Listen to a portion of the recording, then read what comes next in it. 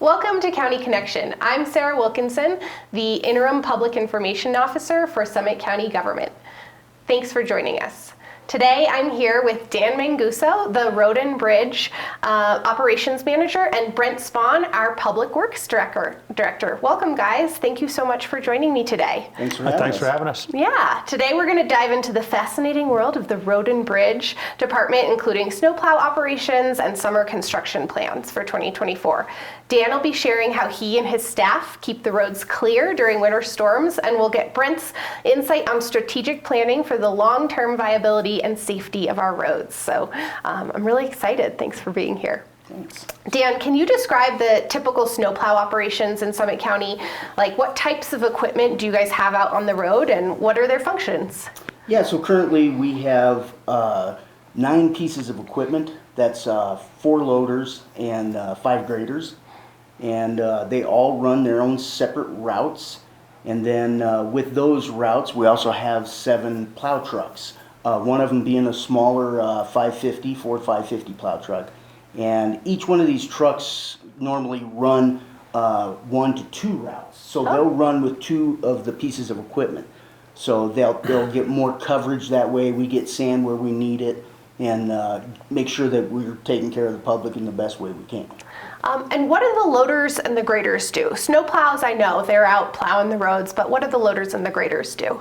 They do the same thing, but their functionality is more widening of the roads. Okay. So the trucks usually go through, they cut centers, as we call it. So they try to get the center cut out, and then we try to keep them, because we got a lot of roads that are dirt roads. We've got a lot of drainages that are deep ditches. And the worst thing in the world is to drop a truck in one of those ditches. Yeah. So we try to keep them away from the edges. And then what the equipment does is the equipment goes out and they widen. And along with widening, another functionality that they have also is they keep the pack cut down. Okay. Because with pack, on days like today where we're getting warmer weather, that pack turns to slush. Yeah. And then it freezes at night and turns to ruts. So they try to keep things smoothed out as much as possible. Get that off the road so that it's not turning into ice in the night. Exactly. Ugh, crazy. So in January of last year, Road and Bridge implemented some exciting new technology, Plow Ops, which is a real-time map of the plow routes that are out on the roads. Can you tell us a little bit more about how that works for your team, and then also what that looks like for the public? Yeah, absolutely. So it has 2 functionalities. The simple functionality, of course, is the public viewing side.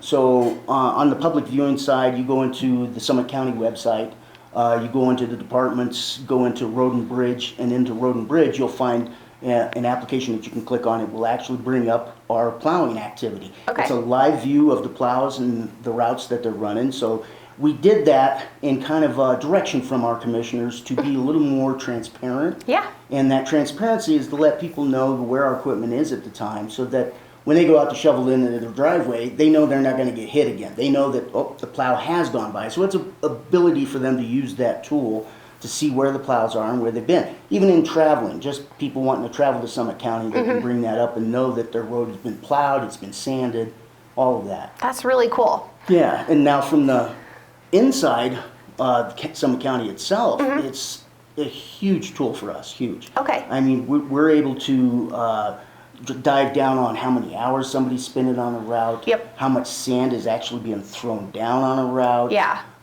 plow up, plow down. The functionality for us internally is really becoming a good tool for us to become more efficient in our plowing.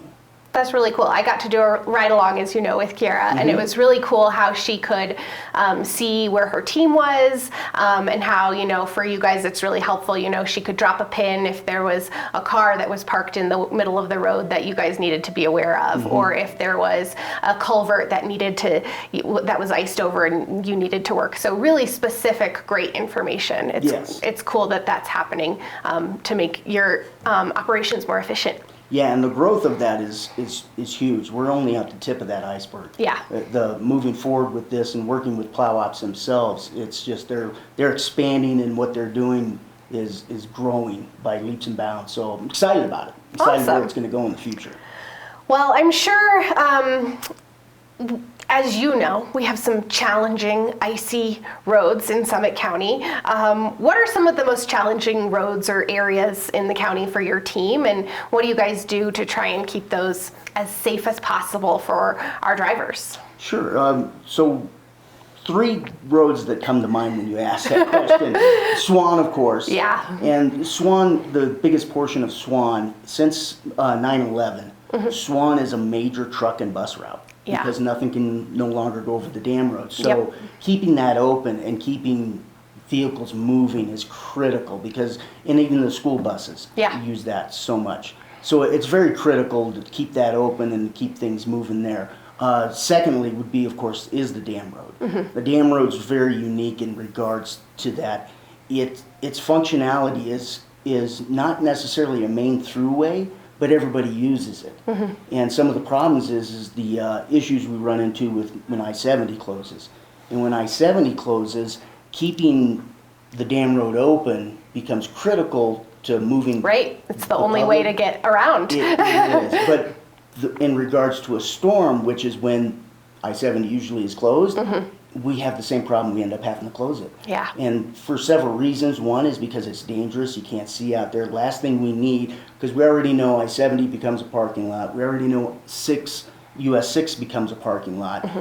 If that becomes a parking lot, we got vehicles sitting out on that face when we got extreme conditions, is not a good thing. So we try to close it due to not having stranded people out there. It can be very dangerous, as well as it's kind of a functionality for our emergency response equipment too. It's one of the ways we can get them around all the backed up traffic. Yeah. So it's in conjunction with our emergency services too. Yeah. To kind of close that before it gets bad. Yeah. So. And now, do you guys make the determination of when to close the dam road? We do, we do. And it's a tough decision, because I know a lot of the public does not like that, but it's a tough decision, and we're doing it for their safety more than anything. Yeah.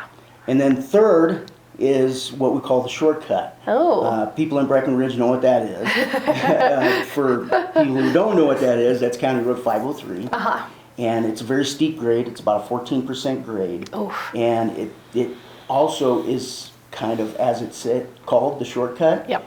GPS runs everybody coming in the Breckenridge up there to get the Boreas.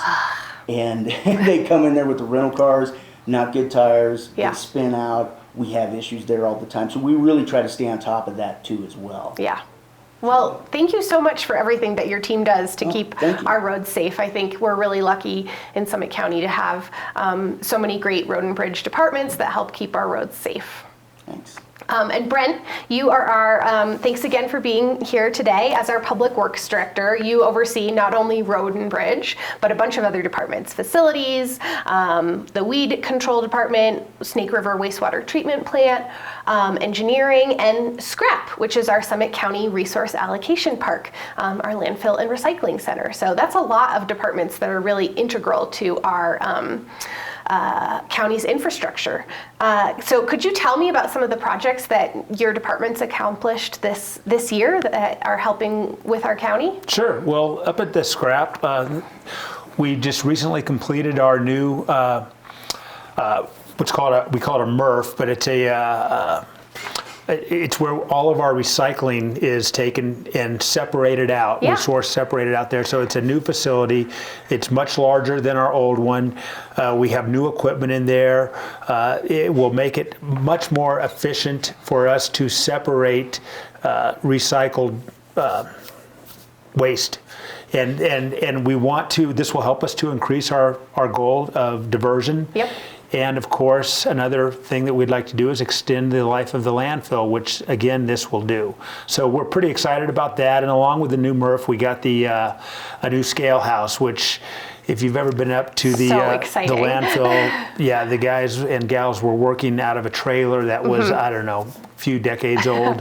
And now this new facility is fantastic. It's just state of the art. They have office spaces in there, a conference room, a break room. So it's really nice for our employees working up at the landfill. And that's open now? It is, yes. Amazing. Yeah. And then along with that, up there, this is not part of the resource allocation park, but the shooting range is co-located up there. Of course. And we have another project that was completed, a sound mitigation project that was completed this past year, and that has significantly reduced the shooting noise that people primarily in Summit Cove hear. So that was another project that we completed up at the Resource Allocation Park. Nice. As far as other projects that we've done, a significant one was the Dillon Dam Road overlay that we completed this fall. That was a big project. Yeah, and that was nice to get that done. It was a little bit more in depth than we thought, but that is as Dan mentioned, that's a well-traveled road, one of our primary county roads. So that was a big project. And then another one, Continental Court up in Breckenridge. That's our only industrial area road up there, and that road was just falling apart. So we got that reconstructed, and we did a little bit of work on Coin Valley, which is the Breckenridge's road, but we needed to raise that to address some drainage issues. Yeah. And so that was another project that we completed. So those were some of the highlights of projects we completed this last year. What we're hoping to do in the future is we have applied for a what we call a RAISE grant. It's a federal grant, and we're hoping that we can that we get approved for this grant, and we can address Swan Mountain Road. So that we will not find out about that grant until this spring of 2024. And if we do get that grant, it would be the following year before any real work would get done. We've already had a design completed on the road, and it's a significant project. It's about a $25 million project. And it is expensive because of all the work that needs to be done up there. That entire road needs to be just totally reconstructed. Dan mentioned that now that's a primary route for heavy trucks that previously, before 9/11, were able to travel across Dillon Dam Road. So that puts a lot more wear on that road. Yeah. So we need to make the asphalt depth a little bit deeper than it is now. We also are going to do some road realignments whenever we can get this project done, primarily up around Sapphire Point. Okay. And then, of course, all the guardrails. So those are the reasons why it would be such an expensive project. So we're really hopeful that we get this grant approved.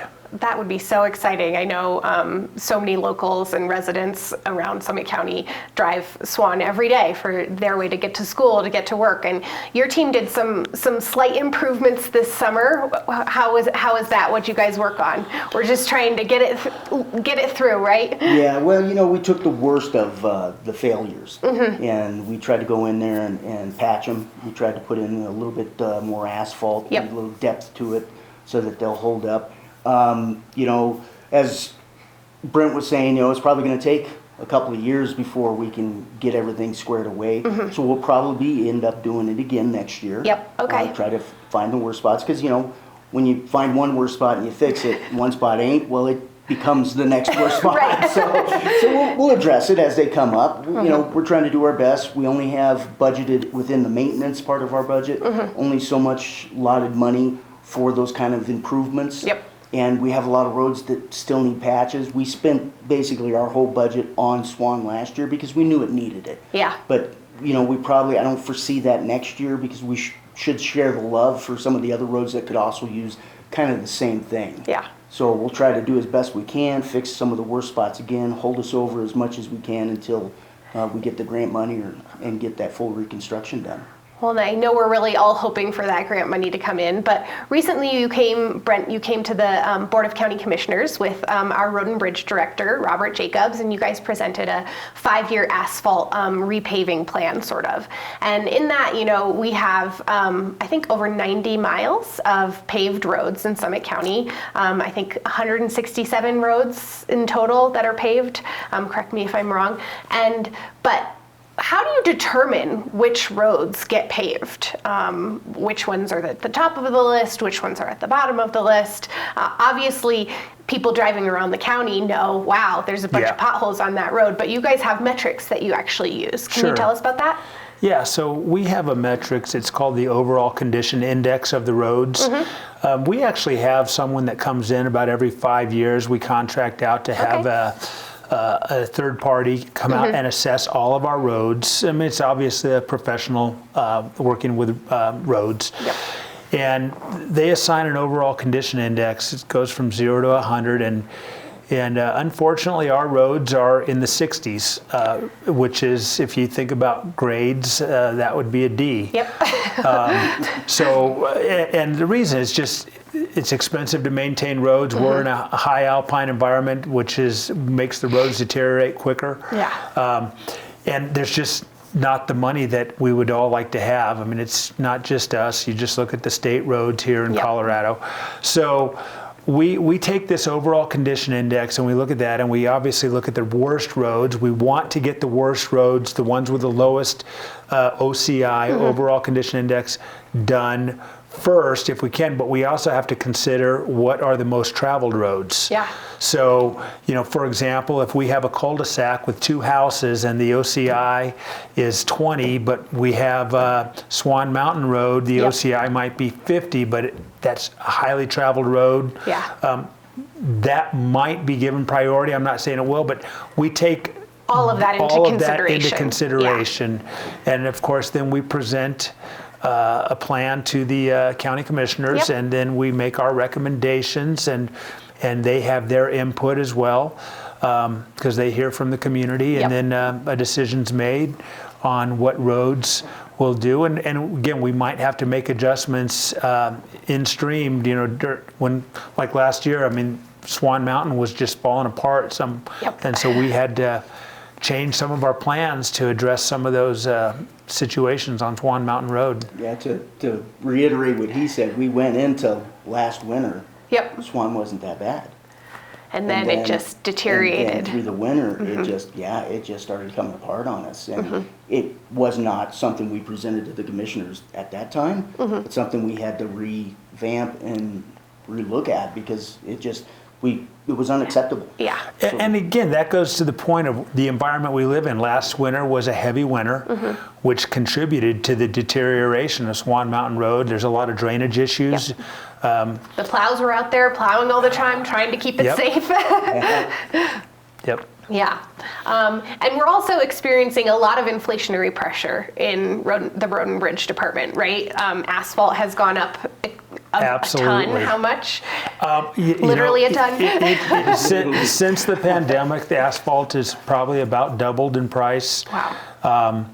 Our equipment that we use to work on roads has gone up considerably. It's not quite doubled, but it's getting close. So that's really kind of hurt us in our ability to address the issues we have on our roads, just because of the inflationary impact. But I know the commissioners at the work session meeting recently, they said they really want to prioritize roads. Roads are a primary function of our county government, and so I'm glad that they have 2 great people out there working to keep our roads together and make plans to keep them safe for everybody in the future. So thank you guys so much for being here. This has been great, and everybody can stay warm, stay safe, and here's to safe roads and winter wonder in Summit County. Thank you. Thanks.